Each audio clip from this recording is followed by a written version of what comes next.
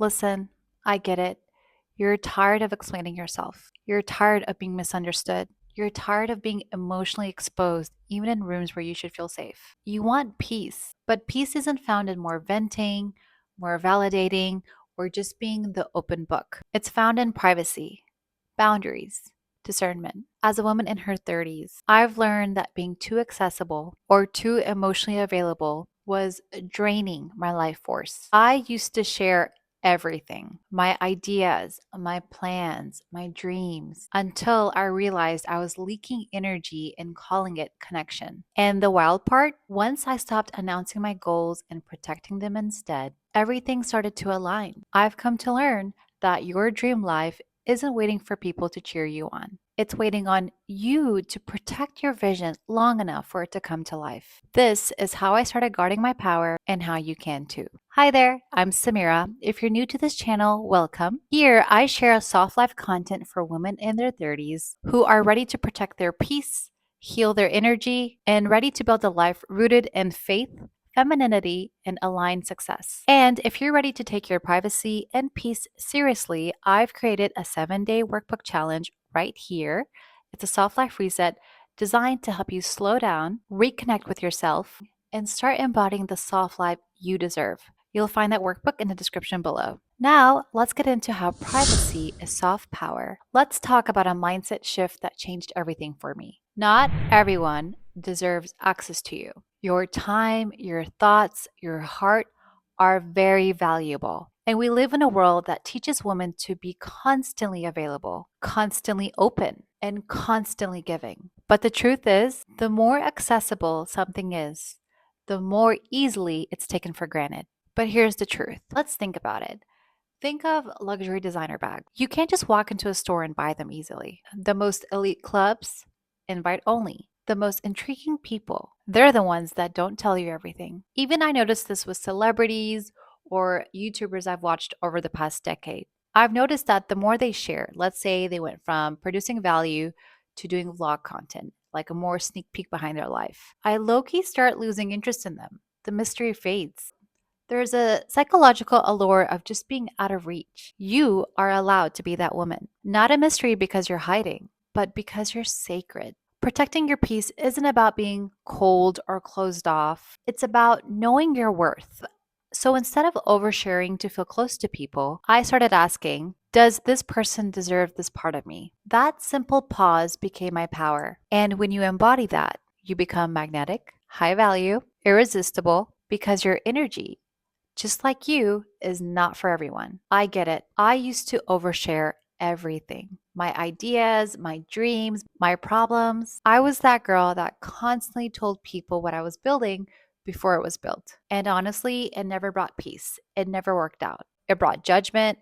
It brought unsolicited opinions, and it slowed me down every single time. The more I shared, the more open I became to confusion, noise, and comparison. And most importantly, I became more disconnected to my own voice. Let me explain. I remember telling someone very close to me at the time about a dream that I had, something that felt sacred, new, and exciting to me. And instead of support, I got questions, logic, fear based opinions. And just like that, the energy behind the dream just shifted. I started second guessing myself. I stopped moving forward. And that's what I realized. Not every seed is meant to be planted in public. Some things just need quiet to grow. And let me share with you one of many stories of where I overshared and felt the pain afterwards. A while back, when I was drawn to entrepreneurship in the beginning, I started a mug business. I was so excited about these ideas that I had. They were original, meaningful concepts that I was so excited to bring to life. At that time, I was sharing it with a friend who was also launching a business alongside with me. We had a lot in common and I trusted her. And before I knew it, she took those exact ideas that I had shared with her and executed it way faster than I did. She had all the resources that I had not had at the time, a web designer, a photographer, and she literally just stole the same concepts I had envisioned for my business. It really hurt because I was excited about launching that for myself. She somewhat stole it and did it faster and had the resources to do it faster, and later felt so dumb sharing those original concepts that I could have brought to my own business to life. But like in every situation like that in life, I learned a lesson. Some people are not inspired by you, they're just collecting data. And that wasn't the only time. I've overshared my parenting struggles, only to be met with unsolicited advice that made me doubt my instincts. I've opened up about relationship issues during a hard season, and later felt exposed when the energy shifted, even after things got better. I've shared my spiritual journey, my healing process, my personal routines, only to feel energetically drained by people who were not meant to hold that kind of access. Now, oversharing is subtle. It doesn't feel wrong in the moment, hence why I'm so guilty of it. But you'll know when it crosses the line when afterward you feel regret. You feel misread. You feel like a piece of your piece just walked away with them. Sometimes we give too much and people do not know how to give it back. One thing we need to learn is that emotional exposure is not always connection. As in, not everyone that smiles at you is safe. I once bonded with a coworker over not liking her job. We laughed, we complained, we became close. One day, I opened up about something deeper, losing a parent, and she disappeared. I realized that she only liked me when I was miserable and not vulnerable. Misery loves company, right? And lesson learned again. Oversharing does not create intimacy, it creates exposure. Let's talk about why we fall into the oversharing trap as women. Our feminine energy is wired to connect, nurture, and be emotionally available. When someone shows up for us, really listens, we feel seen and naturally trust. We share, and sometimes we share too much. Social psychology calls this reciprocity. We share expecting connection in return. But when the other person doesn't reciprocate, that gap drains us emotionally and energetically. Not being paranoid. Feminine energy isn't wrong for wanting connection. But what happens when that energy, the emotional connection that feminine energy gives off, spills into the wrong container? That's why emotional vulnerability needs boundaries, not walls, but thresholds. This isn't about shaming your empathy, it's about magnifying your discernment. And the core message I want you to understand is that trust can grow without tearing down your walls. You can be soft and sovereign at the same time. You just have to be smart about it. One key thing that I did was I deleted my Instagram. My Instagram was public and very personal, sharing all details of my life. For a good decade, I was sharing times of my university up until getting married and having a kid. So I'm coming from a place that shared a lot the past decade on social media. I had gotten a lot of my followers used to knowing what was going on in my life. And back then, that's what Instagram was. Everyone did it. Everyone shared big milestones or little snippets of their life. It was very common. But today, Instagram isn't what it is before. I can go on a tangent about that later. But over time, I was noticing I was sharing a lot more than my peers and felt a little emotionally drained by it. So I deleted it, and suddenly no one knew what was going on in my life, where I was going, what I was working on.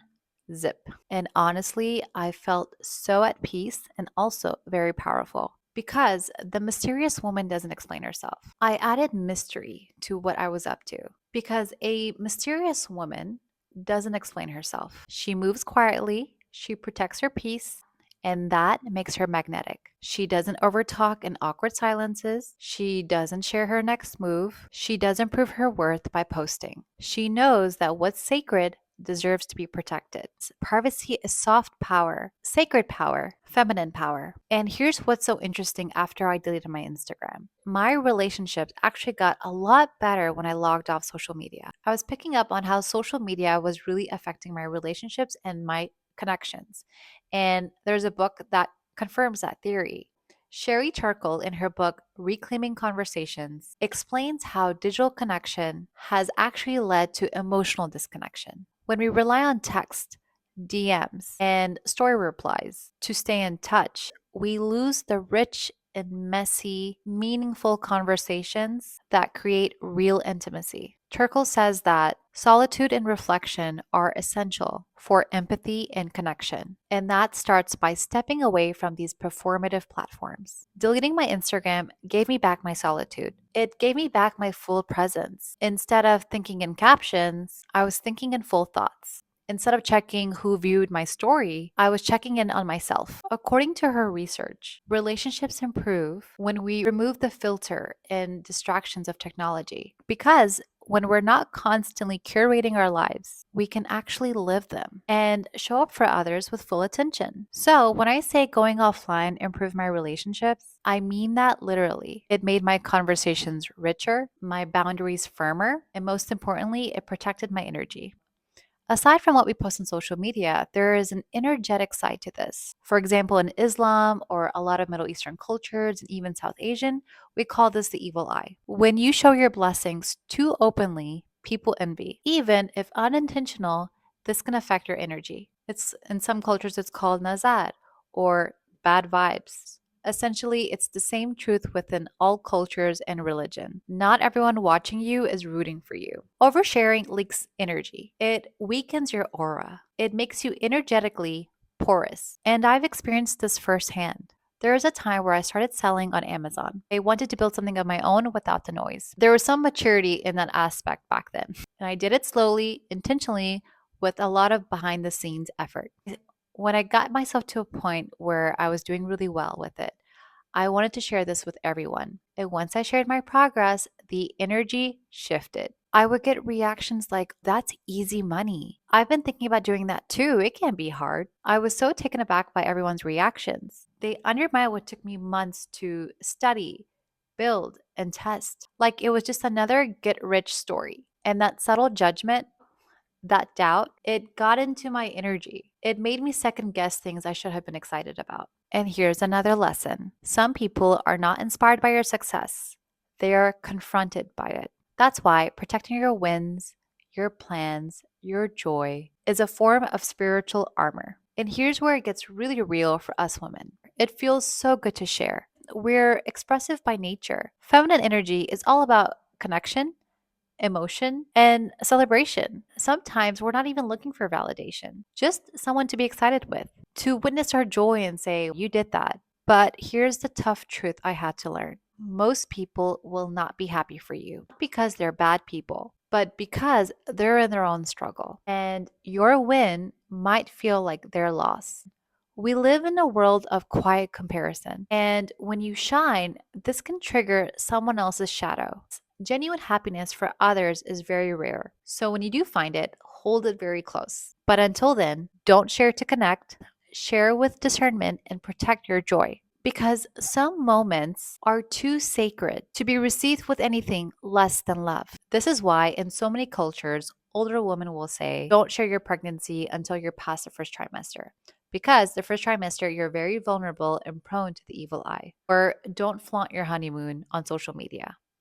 Keep your engagement moments to yourself for a little while. It's not about being secretive, it's about being spiritually smart. Because even joy has a fragile stage. And when you share too early, you risk inviting energy that isn't always supportive.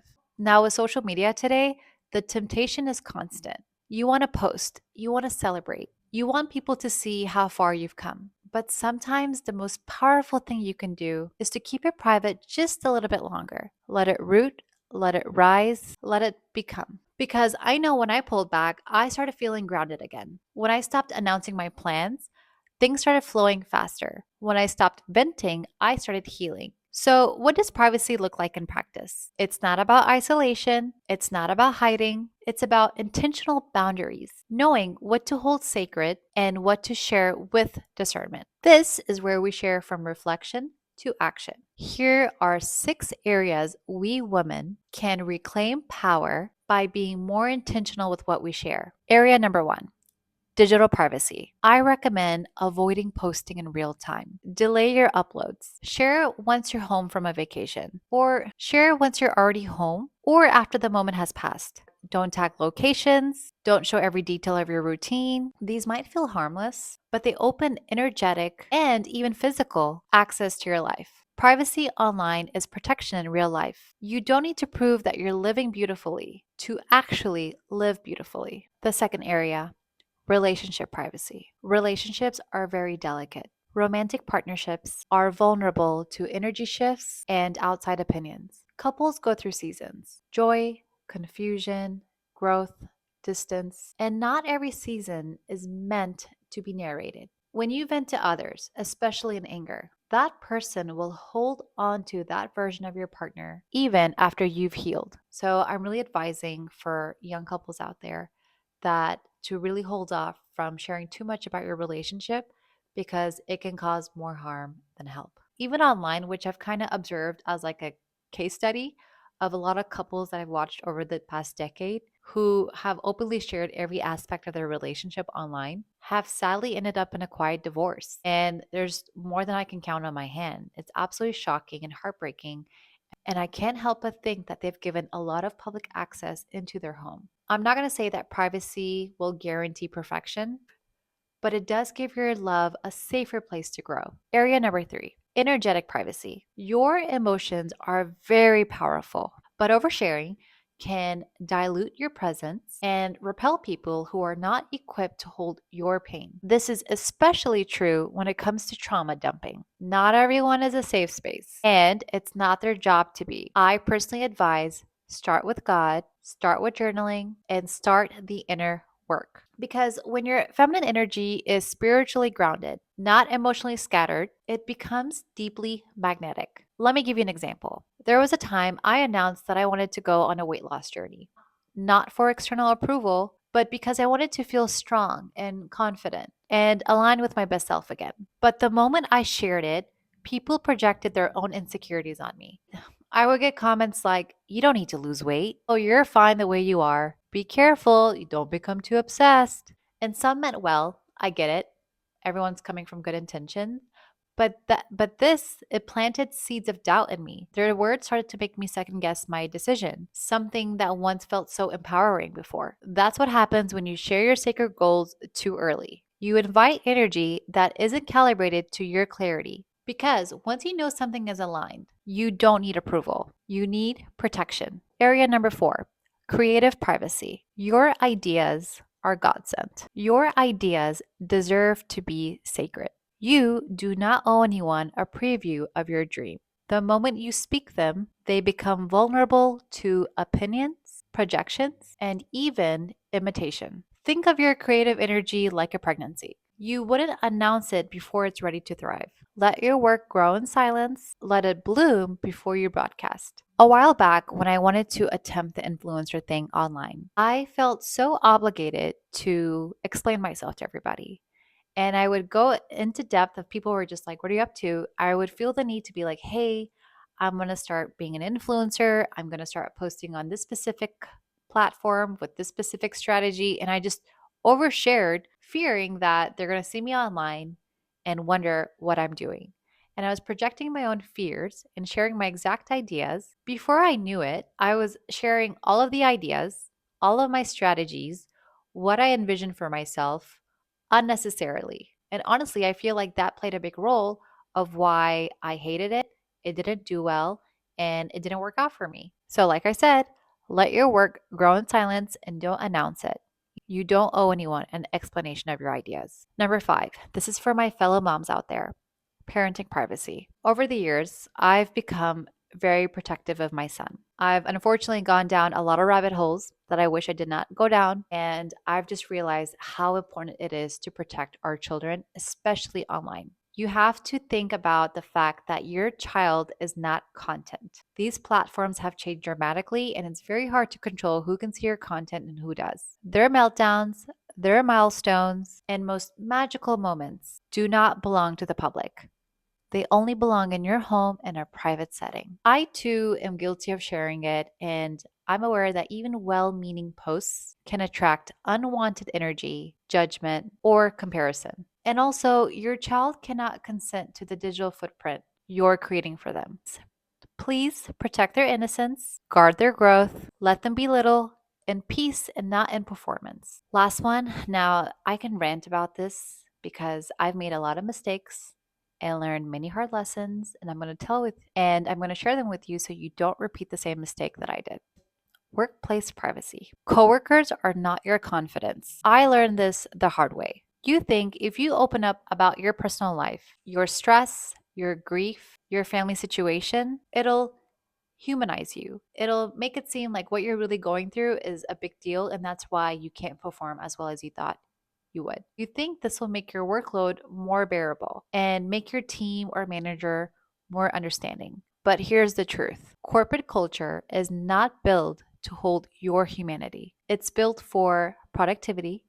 It's built for performance and for policies. Even when someone seems kind, they still clock in to protect themselves first. You're expected to show up like a machine. And when you don't, your vulnerability becomes a liability. I'm not saying you have to be robotic, but workplace privacy is survival. Don't confuse proximity with loyalty. There's a reason why elders say, never bring your whole self to work. It wasn't about hiding, it's about protecting. Your story, your struggles, your dreams. They deserve safer rooms, not fluorescent lighting or HR policies.